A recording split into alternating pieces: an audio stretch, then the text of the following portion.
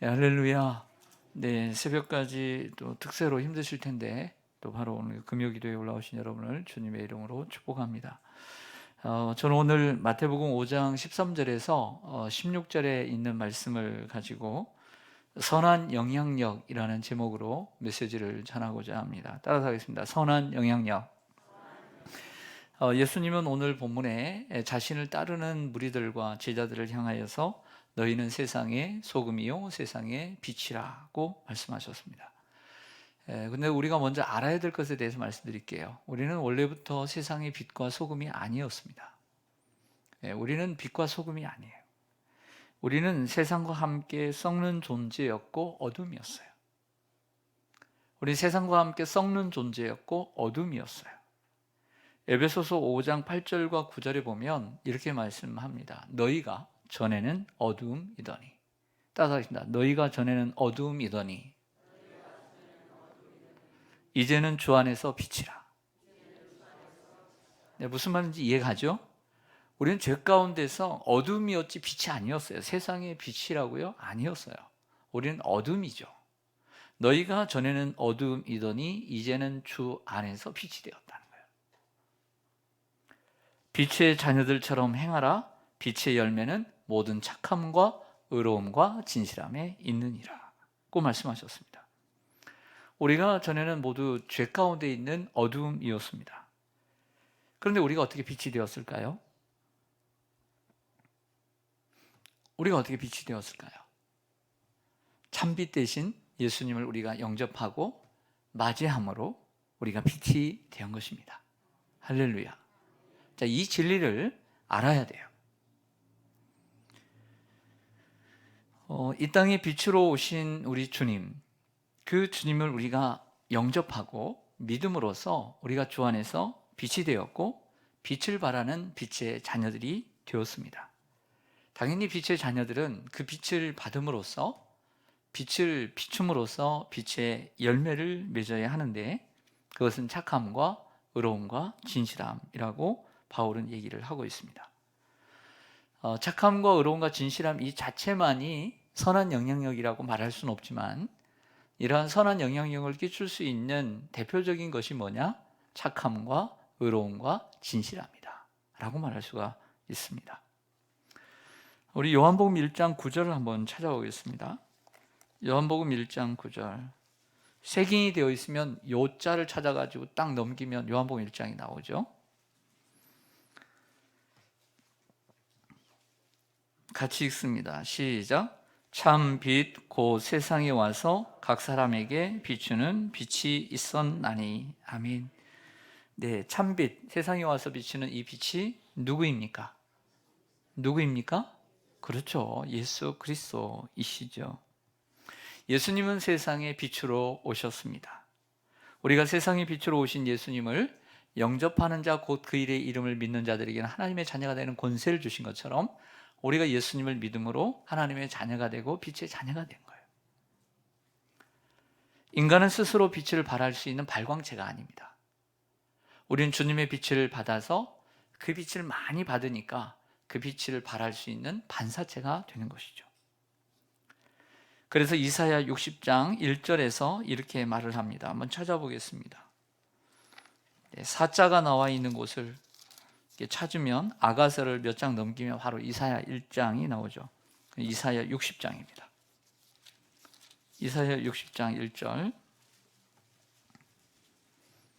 1041쪽 이사야 60장 1절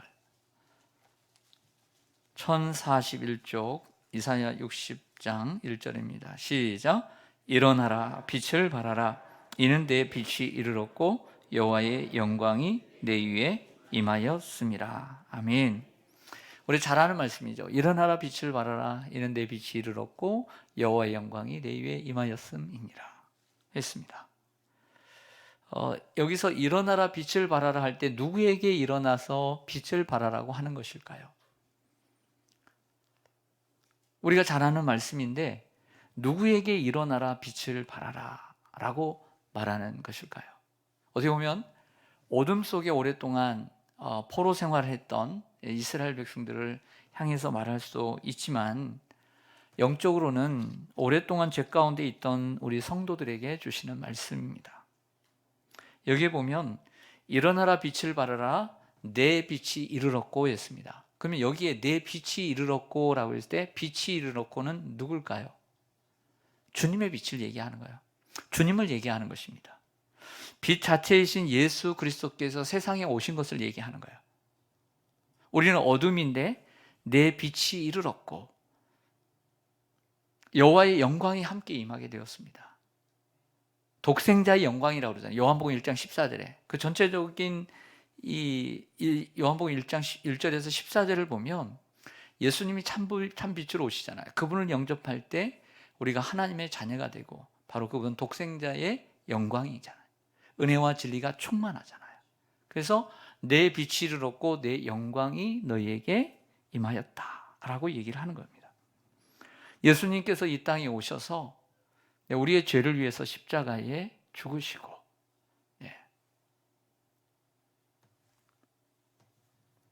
우리가 여러 차례 골로새서를 통해서 배운 것처럼 예수님께서 십자가에 죽으심으로 하나님과 우리 사이에 있는 담을 허시고 화평함을 이루어 주시고 우리가 하나님과 화목하게 되었습니다. 우리가 가운데 있던 어두움을 또 빛으로 비추어 주신 것이죠. 이렇게 해서 우리가 빛에 이르게 된 것입니다. 그래서 일어나라 내 빛이 이르렀고 여호와의 영광이 내게 임하였느니라 라고 말을 하는 것이죠. 여러분 요한복음 8장 12절로 가보겠습니다. 요한복음 8장 12절. 요한복음 8장 12절. 요한복음 8장 12절.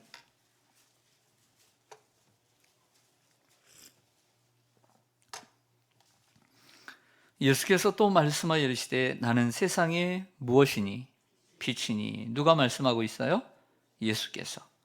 나는 세상의 빛이니 나를 따르는 자는 어둠에 다니지 아니하고 생명의 빛을 얻으리라. 아멘. 요한은 예수님께서 어떤 분이신가를 7가지로 얘기해요. 헬라어로 에고 에임이라고 하는데 나는 뭐뭐이다 이렇게 말씀을 하거든요. 근데 그 가운데 하나가 뭐냐면 빛이에요. 빛. 예수님을 믿는 사람들은 세상에 비추신 예수님을 받아 사는 사람들입니다. 그래서 예수님이신 빛을 우리가 영접하고 마음에 받으면 이 빛을 발하게 되어 있어요. 이렇게 해서 빛을 발하게 되는 것이죠. 그래서 예수를 믿는 사람들은 어둠에 다니지 않고 생명의 빛을 발하며 사는 것입니다. 그렇게 사는 것을 너희는 세상의 빛이라고 말을 하는 것이죠. 그러니까 원래부터 우리가 세상의 빛이 아니에요. 우리는 빛을 발할 수 있는 발광체가 아닙니다. 주님이 우리 가운데 어둠인데 우리 가운데 빛을 비추어 주시 참빛 되신 그 주님이 우리에게 오신 거예요. 나는 세상의 빛이니 라고 말씀을 하고 있는 거죠. 그래서 우리가 그 빛을 발하는 사람으로 살아갈 때 주님은 우리를 너희는 세상의 빛이라고 말씀하고 있는 거죠. 자, 이것을 바르게 이해를 할 때, 성경적인 빛에 대해서 이해를 할 때 오늘 말씀을 바르게 해석하고 적용할 수가 있는 거예요. 그래서 좀 설명을 드렸습니다. 자, 오늘 본문 마태복음 5장 13절에서 16절은 예수님의 산상 설교 가운데 두 번째 대목입니다. 첫 번째는 우리의 성품에 대해서 심령이 가난한 자는 이렇게 쭉 얘기하시죠. 두 번째는 우리의 영향력에 대한 이야기를 해주고 있어요. 그래서 그 가운데 두 가지를 얘기하죠. 너희는 세상의 소금이다. 너희는 세상의 빛이라 라고 얘기합니다. 그래서 제가 어릴 때는 염광교회가 많았어요. 염광교회. 소금 염자에 빛광자를 써서 염광교회. 그래서 그래서 또 순서를 바꿔가지고 광염교회. 이런 교회가 많았어요. 그래서 이건 너무 구식이다. 그래서 빛과 소금 교회. 이렇게 만든 거예요. 그게 그거고 저게 저거고 요게 요거. 그런데 교회 이름은 복음적인 게 좋아요. 즉 사람들이 보고서 참 예수를 믿을 만하다 이렇게 생각하는 게 더 좋은 거죠. 소금에 대해서 한번 생각을 해보겠습니다. 소금. 옛날만큼 소금을 많이 사용하는 시대는 아니지만 지금도 사용합니다. 오늘 본문으로 다시 돌아가서 마태복음 5장 13절을 한번 보겠습니다. 좀 전에는 제가 읽었으니까 이번에는 같이 한번 읽겠습니다. 마태복음 5장 13절 시작. 너희는 세상의 소금이니 소금이 만일 그 맛을 잃으면 무엇으로 짜게 하리요? 후에는 아무 쓸데없어 다만 밖에 버려져 사람에게 밟힐 뿐이니라. 아멘. 소금에는 크게 두 가지 역할이 있습니다. 어떤 역할이 있을까요? 첫 번째는 방부제 역할이 있습니다. 그러니까 어떤 생선이나 고기에 냉장고가 없던 시절에 소금을 뿌려놔야만이 썩지 않고 오래 갈 수 있는 것입니다. 더 더우면, 날씨가 더우면 소금을 더 많이 뿌려야 되고요. 그렇지 않으면 소금을 좀 적게 뿌리는 거죠. 그래서 유대인의 희생제사에는 항상 소금이 함께 갔어요. 그 이유는 짐승으로 잡다 보니까 빨리 썩지 않도록 하기 위해서 소금이 들어갔다는 것이죠. 그래서 소금의 역할 가운데 하나는 방부제입니다. 근데 또 하나는 맛을 내는 역할입니다. 근데 하나는 방부제고 하나는 맛을 내는 역할인데 오늘 본문을 자세히 읽어보면 방부제의 역할에 대한 이야기를 하는 게 아니라 맛을 내는 역할에 대한 말씀을 하고 계세요. 소금이 그 맛을 잃으면 무엇으로 짜게 하리요? 이렇게 말씀하고 있기 때문이죠. 그러니까 맛을 내는 것에 대한 이야기를 하고 있다는 거예요. 맛을 내는 사람. 소금은 맛을 내기 위해 존재합니다. 소금이 맛을 잃으면 아무 쓸데없어 버려지는 것처럼 그리스도인들이 맛을 잃으면 주님께 아무런 쓸모가 없게 된다는 거예요. 당연히 우리가 주님께 쓸모 있는 사람이 되기 위해서는 소금처럼 세상에 맛을 내는 사람이 돼야 된다는 거죠. 그렇다면 어떻게 사는 것이 소금의 역할을 하는 것이고 그리고 선한 영향력을 그들에게 끼치는 것일까요? 어떻게 하면 세상에 맛을 내는 것일까요? 한마디로 이런 거죠. 내가 있으면 세상이 안 좋게 돌아갈 것 같아. 그래서 맛이 없는 거예요. 근데 내가 있음으로 인해서 좀 세상이 그래도 좀 살만 날 것 같아요. 그러면 되는 거라고 크게 생각할 수 있겠죠. 그러나 한 말씀을 통해서 여러분들에게 같이 적용해 가기를 원합니다. 골로새서 4장 6절입니다.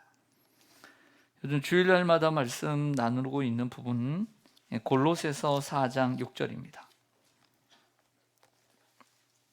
골로새서 4장 6절.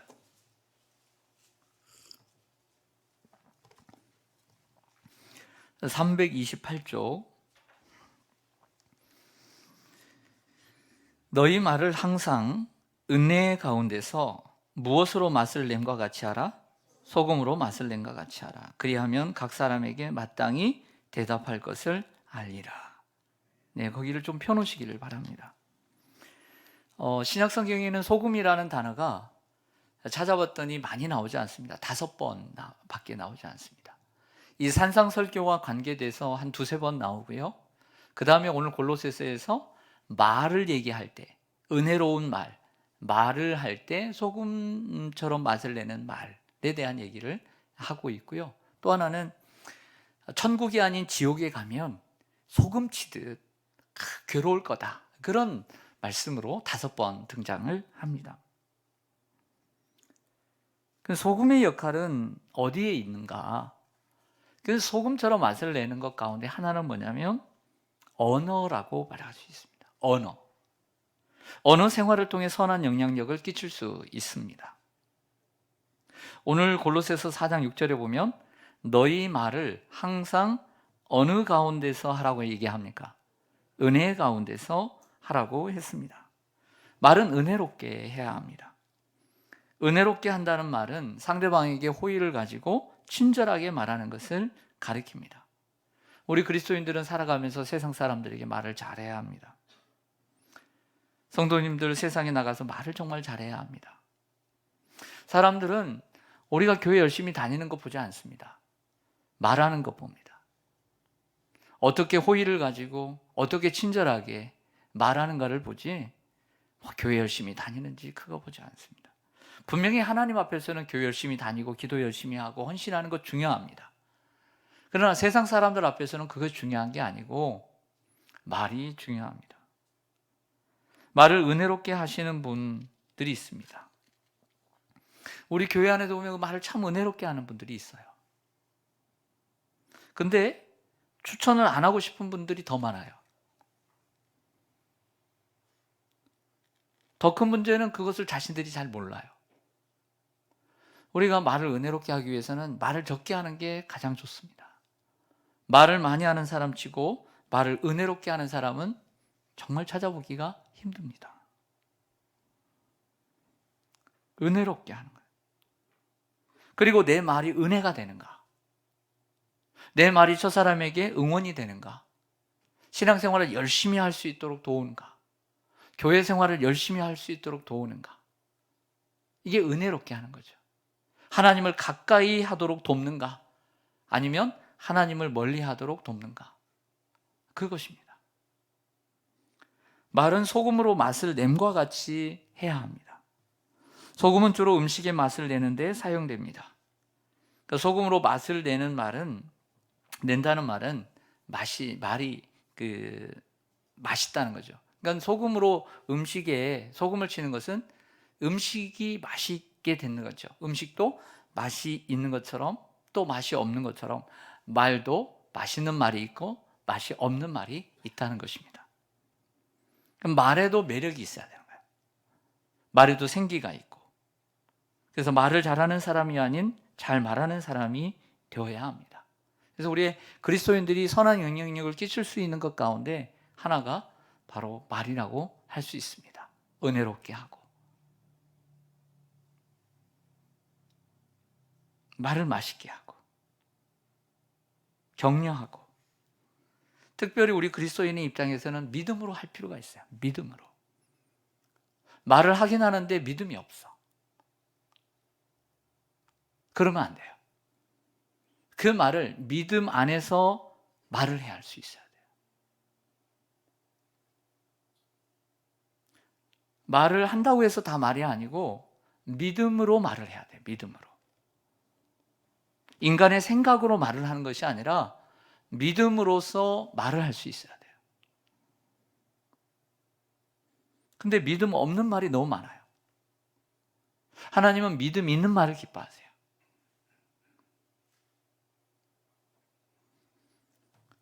여호수아와 갈렙처럼 믿음 있는 말을 좋아해요. 환경만 보고서 다다닥 말하는 것이 아니라 깊이 생각하고 하나님이 기뻐하시는 말을 할 수 있어야 되는 거예요. 그게 은혜로운 말이에요. 믿음으로 하는 말이죠. 근데 하는 말 중에 너무 믿음이 없어. 그러면 안 돼요.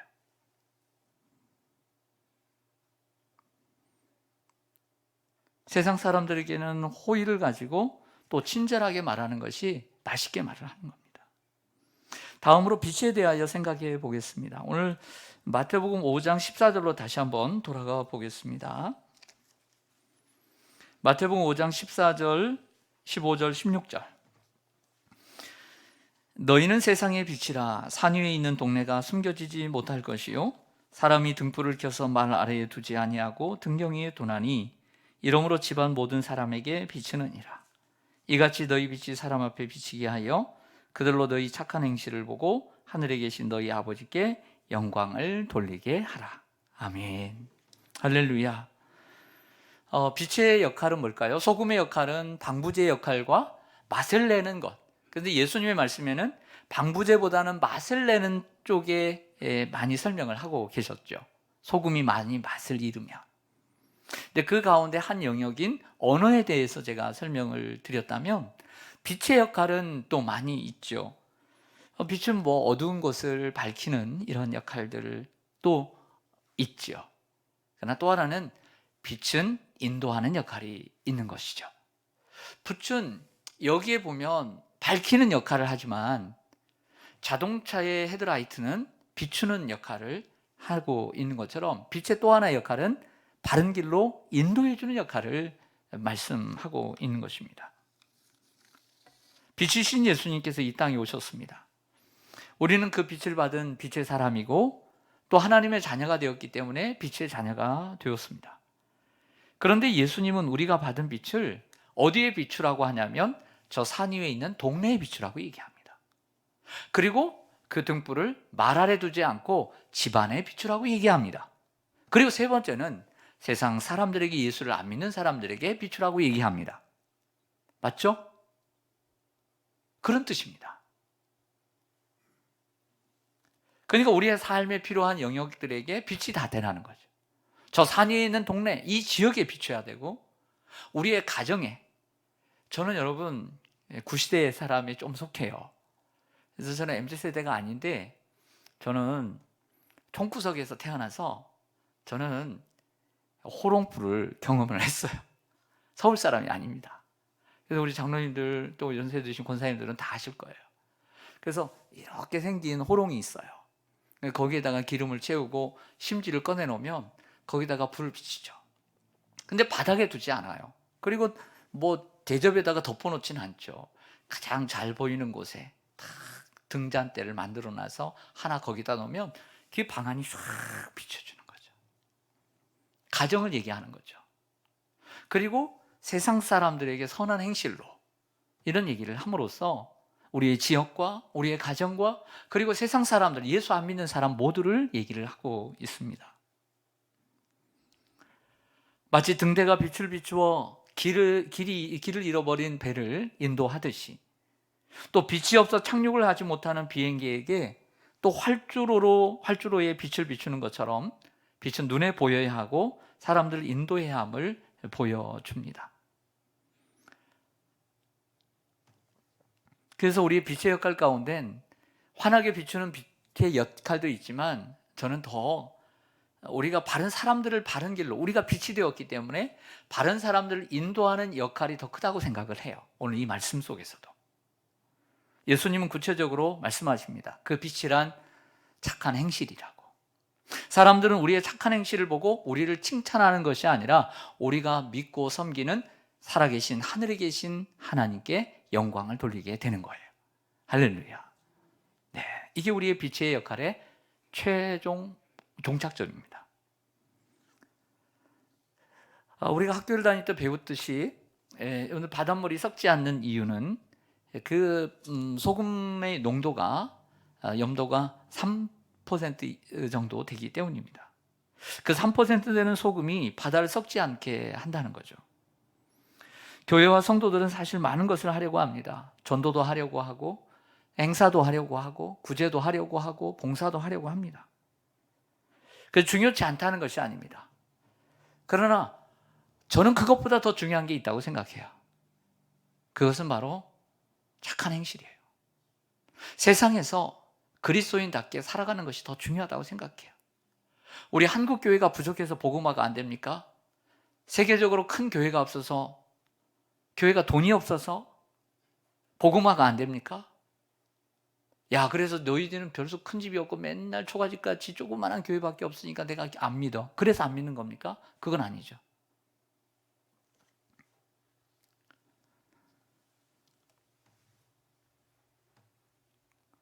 소금과 빛의 역할을 못하니까 사람들이 예수를 안 믿으려고 하죠. 그들은 믿음이 없으니까. 일단 사람을 보고 하나님을 믿으려고 하니까 그러는 거죠. 그러니까 우리처럼 믿음이 생기면 사람을 바라보고 하나님 믿지 않아요. 하나님을 믿고 하나님을 바라보고 믿죠. 그런데 믿음이 없는 사람들은 사람을 보고서 하나님을 믿으려고 그래요. 그래서 하나님을 만나기까지는 그들이 하나님을 믿을 수 있는 마음이 생기도록 해야 합니다. 완전한 사람은 분명 없습니다. 하나도 없습니다. 그러나 사람들이 고개를 저으면서 그건 아니야, 이런 사람이 되지는 말아야 돼요. 그런 사람은 사람들이 주님께로 가는 길을 막는 사람이에요.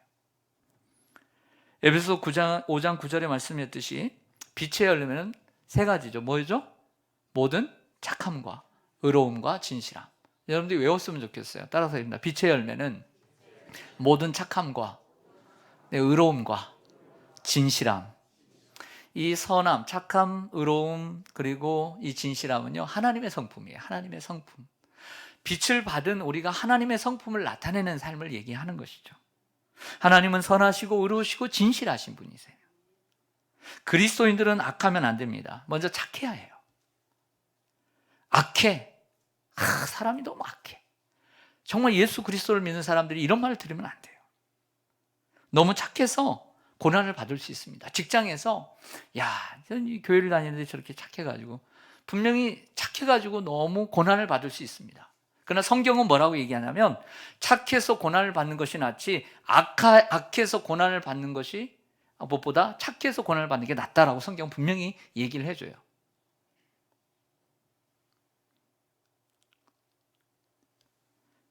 그리고 의로워야 합니다.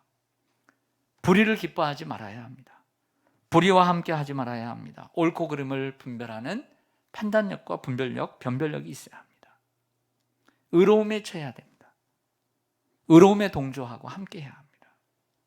불의한 것을 보고 세상을 그대로 따라가면 안 됩니다. 그것이 옳다 하면 옳은 곳에 마음을 둬야 합니다. 세 번째로는 진실해야 합니다. 거짓이 그림자처럼 따라다니는 사람이면 안 됩니다. 또 말만 하는 사람만 되면 안 됩니다.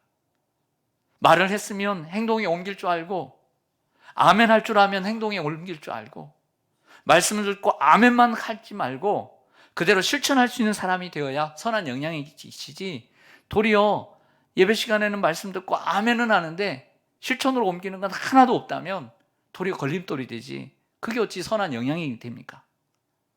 묵묵히 실천하고 묵묵히 거기에 따르고 함께 동참하고, 그게 말을 하지 않아도 선한 영향이 끼쳐져서 저래, 맞아, 예수는 저렇게 믿어야지, 그런 사람들 보고 예수를 열심히 믿고 싶어 하지, 아멘만 하고 행함이 없는 사람은 누가 그걸 보고 좋아할 수 있겠습니까?